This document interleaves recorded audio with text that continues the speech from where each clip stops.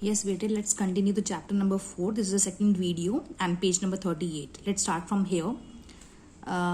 Grandfather wasn't content with planting trees in our garden. What happened?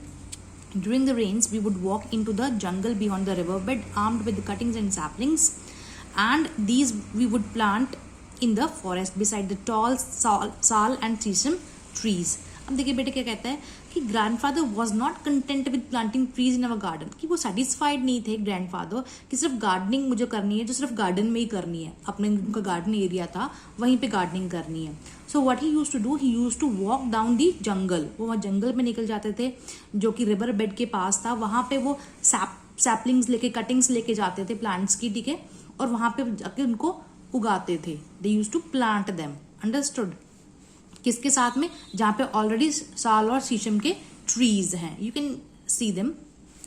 So river bed armed means they use to carry along with them cuttings and saplings. So what happened next? But no one ever comes here.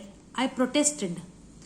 Narrator कहता है मैं अपने दादाजी को यही बताता था कि भी हम क्यों जंगल में जाके why we are planting the saplings and cuttings over here, because यहाँ पे तो कोई आता नहीं है. We don't have to live there. तो हम जंगल में जाके क्यों प्लांट कर रहे हैं?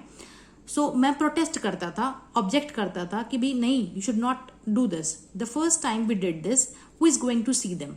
The same, this is the question asked by the narrator to the grandfather कि आप लगा रहे हो ये सैपलिंग्स वगैरह, तो ये कौन देखने वाला है? So we are not planting for people only, said grandfather. तो इसके रिप्लाई में ग्रैंडफादर ने क्या कहा कि हम सिर्फ लोगों के लिए नहीं लगा रहे हैं ये पेड़, we are planting for the forest. हम फॉरेस्ट के लिए लगा रहे हैं ये. And for the birds, animals who live here need more food and shelter. ठीक है, इनके लिए लगा रहे हैं ये. He told me how men and not only birds and animals needed trees. कि यहाँ पे हम पढ़ने वाले हैं कि what is the use of the tree. You all know very well what is the use of the tree. कि tree हमें ही नहीं चाहिए, किस तरह birds, animals सबको चाहिए, ठीक है ना. So for keeping the desert away, for attracting rains, desert area दूर रहेगा. अगर हम प्लांट लगाते रहेंगे, प्लांट्स ट्रीज लगाते रहेंगे बेटे, क्या होगा? तो उससे ग्रीनरी बढ़ेगी, ठीक है. सो अट्रैक्ट रेन होती है इससे. They are helping to get the rain. For preventing the banks of rivers from being washed away, means जो रिवर्स के किनारे होते हैं जो वो हेल्प करते हैं कि जो सॉइल है आसपास वो लगी रहे, है ना. So for wild plants and grasses to grow beneath, मतलब वहां पे ग्रोथ होती रहे प्लांट्स की, वाइल्ड प्लांट्स की, ग्रास की. And for timber I asked pointing to the sal and sheesham trees, मतलब टिम्बर के लिए भी हम उगाते हैं. टिम्बर क्या होता है बेटा? वो ऐसा वुड होता है जो कि स्पेशली कारपेंटर जो लोग होते हैं वो यूज करते हैं बेटे बिल्डिंग के लिए, कारपेंट्री के लिए, ठीक है बेटे. फर्नीचर वगैरह उससे ही बनता है, टिम्बर से ही बनता है. नेक्स्ट देखिए page number 39, what he has to say. मतलब यहाँ पे कन्वर्सेशन हो रहा है नरेटर और ग्रैंडफादर का. ग्रैंडफादर कहते हैं we should plant the trees in the jungle and he is doing so. तो इस पे नरेटर क्या बोलता है कि that what is the use of planting the trees in the jungle. फिर उस पे कहते हैं कि भी ट्रीज सिर्फ हमें नहीं चाहिए, इसकी जरूरत एनिमल्स को भी है, बर्ड्स को भी है. So let's start what next we have to do. So, yes, for timber, but men are cutting down the trees without replacing them. For every tree that felled, we must plant two. Otherwise, one day there will be no forest at all, and the world will become one great desert. क्या होता है कि हाँ, हम timber के लिए भी लगा रहे हैं, ठीक है ना, मतलब हमें पेड़ लगा रहे हैं, तो क्यों लगा रहे हैं? बिकॉज वी नीड देम, ठीक है. और what people are doing, लोग क्या करते हैं? ट्रीज को काट देते हैं. काट तो लेते हैं अपने यूज के लिए, लेकिन उसकी जगह लगाते नहीं है. तो यहाँ पे जो ग्रैंडफादर है वो यहाँ पे ये कहते हैं कि अगर एक ट्री कटता है तो उसके लिए हमें, उसके बदले में हमें 2 प्लांट करने चाहिए, ठीक है. नहीं तो ऐसा दिन आएगा कि फॉरेस्ट ही नहीं बचेगा, जंगल ही नहीं बचेगा, ठीक है ना. तो पूरा का पूरा जो वर्ल्ड है वो एक डेजर्ट बन जाएगा, ग्रेट डेजर्ट बन जाएगा, ठीक है बेटे. डेजर्ट पता है ना आपको, रेगिस्तान जिसे हम बोलते हैं. So one day the trees will move again and said grandfather. कहते हैं ट्रीज उस टाइम मूव करेंगे. ग्रैंडफादर ने कहा they have been standing still for thousands of years. अब तो वो 1000 साल हो गए, हजारों सालों से वो खड़े हैं ट्रीज. लेकिन ऐसा आएगा दिन कि जब वो खुद चलने लगेंगे. But one day they'll move again. There was a time when trees could walk about like people, and along came the devil and cast a spell over them, rooting them to one place. But they are always trying to move. See how they reach out with their arms, and some of them, like the banyan tree that is traveling roots, managed to get quite far. क्या कह रहे हैं यहाँ पे? तो यहाँ पे grandfather कहते हैं कि अभी तो ट्रीज खड़े होते हैं, they don't have the super power to है ना go from one place to another, though they have roots, but that root is intact in the soil.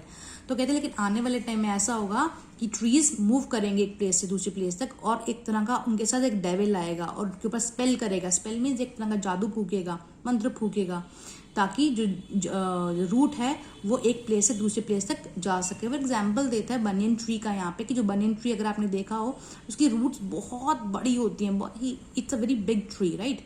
तो बहुत उसकी और जो ट्री की रूट्स होती हैं वो ट्रैवल करती हैं, और that is why he is saying that, जो कि इजी होगा बनियन ट्री के लिए एक प्लेस से दूसरे प्लेस पे जाना. सो बैक इन देहरा में यहाँ पर है मीन्स देहरादून. ओके, देहरादून है ये, इट्स अ प्लेस.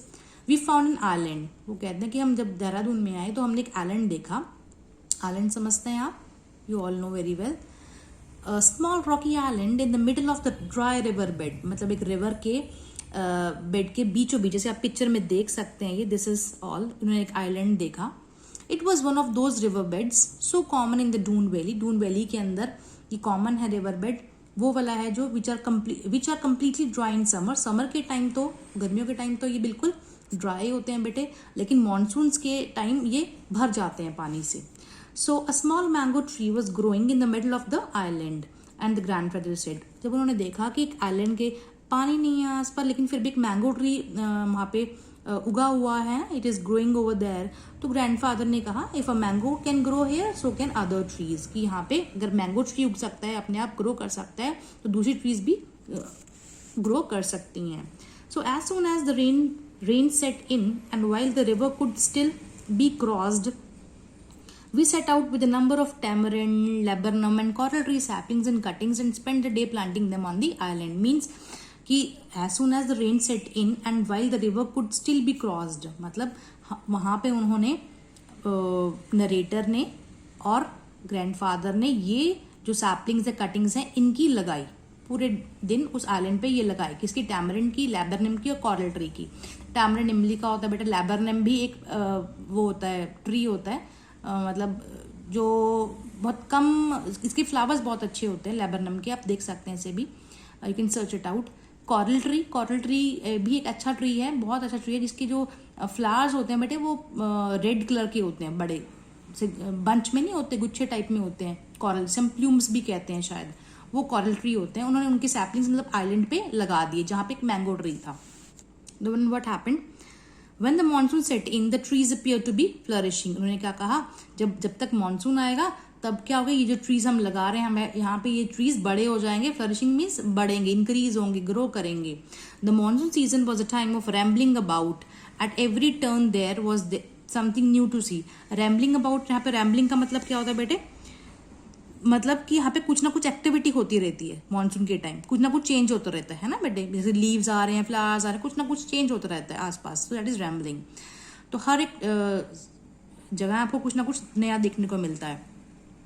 फिर out of earth and rock and leafless bough यहाँ पे क्या मतलब, large branch of a tree. ठीक है. The magic touch of monsoon rains had brought life in greeneries, मतलब मानसून के कारण ग्रीनरी बढ़ जाती है. You could almost see the broad leaved vines grow, मतलब जो वाइन है, जो बड़े बड़े पत्ते होते हैं वो भी ग्रो करते हैं. Plants sprang up in most unlikely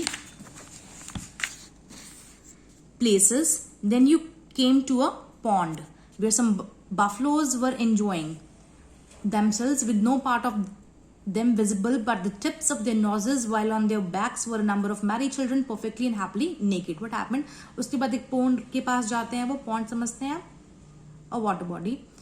तो वहां पे जाते हैं तो वहां पे देखते हैं कि बफलोज वहां पे नहा रही हैं, they are enjoying in the water. और उनके ऊपर सिर्फ उनकी नोज की टिप दिखाई दे रही है बफलोज की, और उनके ऊपर कौन बैठे हैं, बच्चे बैठे हुए हैं बफलोज के ऊपर, भैंसों के ऊपर. और वो जो बच्चे हैं, they are naked means without clothes, and they are enjoying in the pool, right. So this was all. This is the second video. I will explain the next chapter, means this next part in the next video. Thank you.